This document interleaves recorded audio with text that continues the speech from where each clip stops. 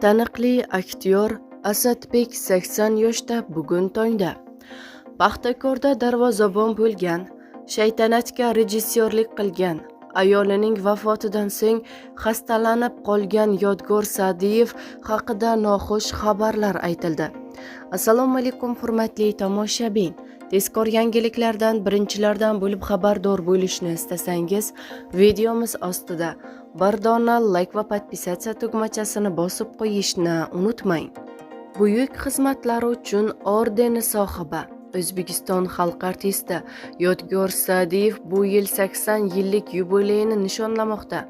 Asadbek obrazi orqali har bir o'zbek xonadoniga kirib borgan, teatrdagi o'z rollari orqali tomoshabinlarga teatrni sevdirgan Yodgor Sa'diyev 12-iyun sanasida yangi yoshni qarshiladi. Shu munosabati bilan aktyorning hayoti va uzoq yillik ijodiy faoliyatiga nazar solamiz. Otamni ko'rmaganman. Aktyor Yodgor Sa'diyev oilada kenja farzand. U otasini ko'rmagani, ammo u to'g'risida iliq fikrlarni eshitib, katta bo'lgani haqida so'zlab bergan. Otam tug'ilishimdan 2 oy avval vafot etgan ekan. Shu bois otam bilan bog'liq hech qanday xotiralarim yo'q. Ammo hamisha sening palaging toza degan gaplarni eshitib katta bo'lganman. Dadam rahmatli Habib Sa'diyev ham hozirgi O'zbek Milliy akademik drama teatrida aktyor bo'lib ishlagan. Dadam vafot etganda akam 6 yoshda bo'lgan ekan. U elas bo'lsa-da dadamni eslaydi. Albatta ikkita bola bilan beva qolish oson emas. Onamning vafotiga qadar otasiz voyaga yetdim deya o'ksingan emasman. Boisi u kishi otam yo'qligini sira bildirmagan. Biror marta nega mening otam yo'q degan savol bilan onamni qiynamaganman. Yo'qsa onam 28 yoshda beva qolgan. Umr yo'ldoshiga bera olmagan mehrni 2 farzandiga ulashgan. Onam o'zim o'qigan maktabda boshlang'ich sinf o'quvchilariga dars berardi. Teatrga ishga kirganimda juda xursand bo'lgandi. Spektaklga kelib old qatorda o'tirishni va tomoshadan so'ng esa peshonamdan o'pishni juda yaxshi ko'rardi. Afsus, ota-ona g'animat bo'larkan. U 84 yoshda vafot etdi.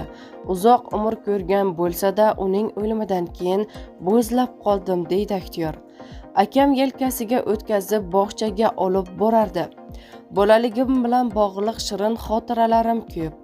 Akam Xayrulla Sa'diyev yelkasiga o'tkazib, meni bog'chaga olib borardi. Ba'zan hazillashib, meni ko'tarib yurganingiz uchun bo'yingiz mendan past bo'lib qolgan deb kulaman. Abdusamad ismli tog'am bo'lardi. O'zi aravakash bo'lsa-da juda tanti inson edi. U paytlari mahallada bo'lsa 1 yoki 2 insonning uyida televizor bo'lardi. Haftaning ba'zi kunlardagina hind kinolarini namoyish etilardi. Akam bilan Sebzordan O'rtagacha piyoda borardik. Televizor oldida 40 tagacha odam yig'ilardi. Mahalla ko'y va qarindoshlar bilan yig'ilib hind kinolarini tomosha qilardik. Menimcha o'sha vaqtdan boshlab akam ikkimizda san'atga mehr uyg'ongan, deydi aktyor Yodgor Sa'diyev. Ilk o'zbek darvozaboni bo'lganman. Aktyorlik qahramonimizning qonida bo'lsa-da, ammo bolalikdan futbolga qiziqadi. Ustida ustak avvaliga san'at sohasida emas, quruvchilik texnikumida o'qiydi. Xo'sh, buning sababi nimada edi? Bolalikdan sportga qiziqqanman. Maqtanish mumkinki, meni birinchi o'zbek darvozabonlardan biri hisoblanaman. Hujumchi yoki himoyachi bir nechta bo'lardi, ammo darvozabon bitta bo'lgan. Maktabni bitirib qurilish texnikumiga o'qishga kirganman. O'qishda ishlab yurgan paytimda 1964-yilning dekabr oyida Paxtakor futbol jamoasiga ishga taklif etishgan. Muxlislarim juda ko'p edi, ammo baribir aktyorlikka bo'lgan mehrim kuchlilik qildi. 1967-yilda Teatr va rassomchilik instituti, hozirgi O'zbekiston Davlat san'at va madaniyat institutida tahsil olayotgan paytimda birinchi marta Mirzo Ulug'bek spektaklida Farang elchisi, Dilbarim filmida Abdusalom obrazini ijro etganimdan so'ng Bobur siymosini yaratish eng katta orzuyimga aylangan edi. Yaratgan rollarim ichida Bobur obrazi hayotimdagi eng unutilmas va eng hayajonli obrazdir. Mana shunday jiddiy rollar nasib etgandan keyin san'atga ipsiz bog'lanib qoldim, deydi Yodgor Sa'diyev. Brigada Shaytanatdan keyin olingan. Aktyorning muvaffaqiyatli rollari ko'p. U Dilbarim filmida Abdusalom, 13 Terak ko'chasida, Olimjon Armonda, Dadabo'ri, Yengilmasda Shayx, Jafar, 20-qismli Shaytanatda Asadbek roli bilan shuhrat qozongan, ammo bularning eng zo'ri shubhasiz Shaytanat serialidagi Asadbek obrazi hisoblanadi. 1994-yili So'nggi o'q videofilmini suratga olinayotganimizda rahmatli G'ayrat Ubadullayev Tohirda Shaytanat degan yangi asar bor, bir so'rab kirgin degan asarni o'qib chiqqach, uni film qilish shart deganman. Tohir aka bilan gaplashsam yo'q demagan, ammo suratga olish ishlarini boshlashga shoshmaganman. Oradan 4 yil uni qanday suratga olish kerakligi haqida o'ylaganman.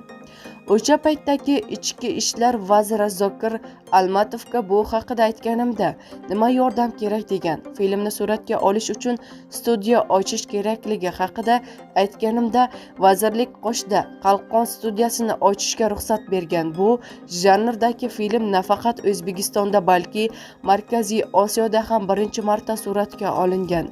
2000-yili Rossiya televideniyasida uning 6 qismli namoyish etilgandan so'ng ancha vaqt o'tib Brigada seriali tasvirga olingan, deydi Yodgor Sa'diyev. Ma'lumot uchun, Shaytanatning 7dan 70-qismigacha Yodgor Sa'diyevning o'zi rejissyorlik ham qilgan. Qalqonning tashkil topishi, Yodgor Sa'diyev teatrdan haydalgani haqidagi mishmishlarga oydinlik kiritdi. 1998-yili Qalqon studiyasi tashkil etilgach, teatrdagi faoliyatim studiyaga ko'chirilgan. Rasman hech qachon ijodiy cheklovlarga uchramaganman, ammo og'zaki nimalardir bo'lgan bo'lishi mumkin. Men hamisha boshlagan ishimni yakunlashga, hammasi oliy darajada bo'lishiga harakat qiladigan insonman. O'sha paytda bor e'tiborimni Shaytanatga qaratgan edim.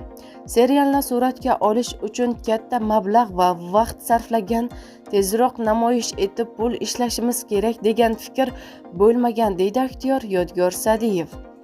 Yuragim xasta. Yodgor Sa'diyev 65 yoshdan buyon yuragi bilan bog'liq xastalik bilan kurashib keladi. Uning yuragiga bir necha marotaba stent qo'yilgan. Meni shifokorlar bir asrab qolishgan. U 65 yoshga to'lishim arafasida bo'lgan. Jigarbandim film syomkasidan keyin suratga olish jarayoni paytida bo'lgan edi. Keyin tekshirsak, konografiya qildirgandik. Shunda stent qo'yish kerak deyishgandi. O'shanda tug'ilgan kunimdan 4-5 kun oldin o'shani qo'yib qutqarib ham qolindi desa ham bo'ladi. Hozirgi meditsina shunchalik rivojlanganki, ilgari odamlarda bu narsa bo'lmagan. Tomirlarda qon qotishi yomonlashgandan so'ng qon o'tishi 100% bo'lmagan. 40-30% bo'lgandan keyin u infarktga olib keladi. Hozirgi tibbiyot shu narsalarni joy-joyiga qo'yib, Allohga beadad shukr. U orqali qancha odamlar davo topyapti. Bu hayoti davom etmoqda. Menda ham xuddi shunaqa bo'lgan. Keyin yana bir marta bo'ldi. Kelinoyingiz vafotidan keyin bir oyda bir marta bo'ldi. Kelinoyingiz vafotidan so'ng yana bir marta qo'yildi stent. Ayolimga suyanib qolgan ekanman. Aktyor onasidan keyin turmush o'rtog'iga suyanib qolgani, uning vafotidan so'ng yolg'izlikni his qilgani haqida kuyunib gapiradi. Afsuski, yaqinlarimiz hayotligida ularning qadriga to'liq yetolmas ekanmiz. Onamning vafotidan so'ng turmush o'rtog'imga qanchalik suyanib yashaganimni anglayapman. Buni faqat olamdan o'tgach his qildim. Men uchun borini ayamaydigan, doimo e'tibor beradigan inson edi. Tashqaridan qattiq qo'l ko'rinsam-da, farzandlarim tarbiyasida asla u talabchanroq edi. Habibulloh va Munisaxon ham bolaligida onasidan ko'proq hayiqishni ko'p eslashadi. Turmush o'rtog'im Zaylixon Sa'diyeva yetuk san'atshunos olima edi. Shu bois kino, teatr haqida soatlab suhbatlashardik. u bolaligim, san'atga kirib kelishim, ijodim va rollarim haqida ko'p so'rar, eski suratlarimizni izlar edi. Keyinchalik bilsam, u meni haqimda kitob yozayotgan ekan. Bir tug'ilgan kunimda o'sha kitobni menga sovg'a qildi. Afsuski, o'sha paytda uni to'liq o'qib, munosib minnatdorlik bildira olmaganman. Vafotidan keyin kitobni bir necha bor qayta o'qidim va uning menga bo'lgan mehri naqadar ulkan bo'lganini yanada teran his qildim. Shukrki, oilamizning mahalladagi obro'-e'tibori yaxshi, o'g'il farzandlarimizni go'zal axloqi, mehnatsevar bilimi va odobli insonlar qilib tarbiyalashda uning hissasi beqiyos. Bugun farzandlarim va 5 nafar nabiram timsolida marhuma umr yo'ldoshimning fe'l-atvori, tarbiyasi va mehrini ko'rib, hanuz ruhiy taskin topaman, deydi aktyor bergan intervyusida.